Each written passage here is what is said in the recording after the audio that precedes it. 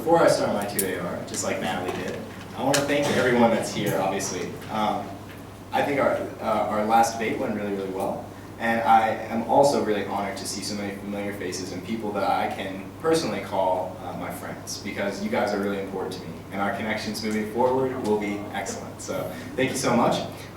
Additionally, I understand that this is a demonstration debate for maybe some freshmen who want to do debate. So to all of you, I want to say debate is really awesome.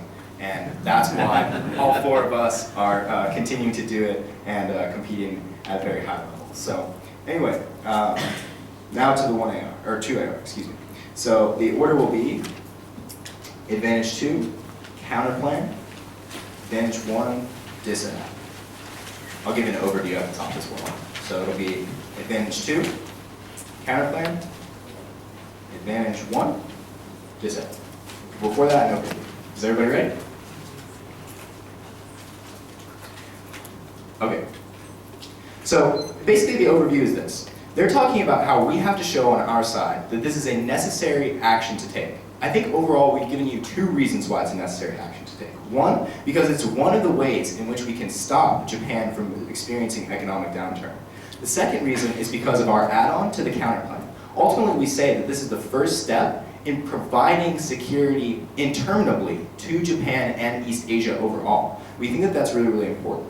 Additionally, he says that the counterplan is a way to strike a balance, but I think it's problematic in cross-examination that there's no threshold given for how many troops Japan would want to remove. Ultimately, if 99% of troops can be removed from Okinawa or other places, I don't think there's a meaningful difference between 99 and 100%. Move to Okinawa for advantage 2.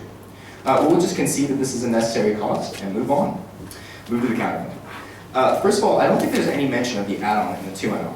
Ultimately, what we say is that the best way to peace is termination of the security treaty. That's a really, really important step in recognizing that the disadvantage doesn't outweigh the affirmative case. So if there's any risk that the affirmative case can solve advantage 1 in the first place, or can solve demilitarization in East Asia overall, I think you have to vote half. Also, there's no specific mention of what negotiation would mean. Again, literally 99% of troops could be removed. We think that at that point there's no meaningful difference between that and the advantage of removing 100% of the troops. Additionally, it doesn't solve for advantage 1, which I'll move on to now. So firstly, advantage 1.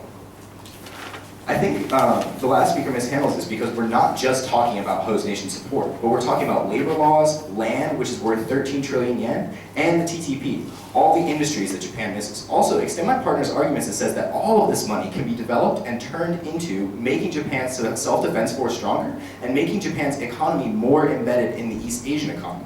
Overall, those are 2 things that would prevent the disadvantage from ever happening, and we think that it's a necessary reason to do the plan. But ultimately, I think that he says that the impact is not significant on advantage 1. I think that it's really significant that at the point where Japan collapses, most of the East Asian economy collapses, and then the world is sent into turmoil. Again, Kazuo says that new industry and employment can stave off that inevitable collapse that might affect Japan and East Asia, and we think that that is the necessary reason to do the plan and to vote affirmative. Move to the disadvantage. Several responses. First of all, we think that they don't answer the fact that there's still no risk of these things happening if we do the plan and if we solve for the add-on. Because what we say is that we should prefer the specificity of the affirmative scenarios that are telling you that economic collapse is going to happen, that the plan can solve economic collapse, and that ultimately the plan can also solve for any militarization that's happening in East Asia, whether it's North Korea or China. Ultimately, we think that those things solve for this disadvantage or outweigh it, and that's why we're very proud to be standing on the affirmative side of this debate. Thanks.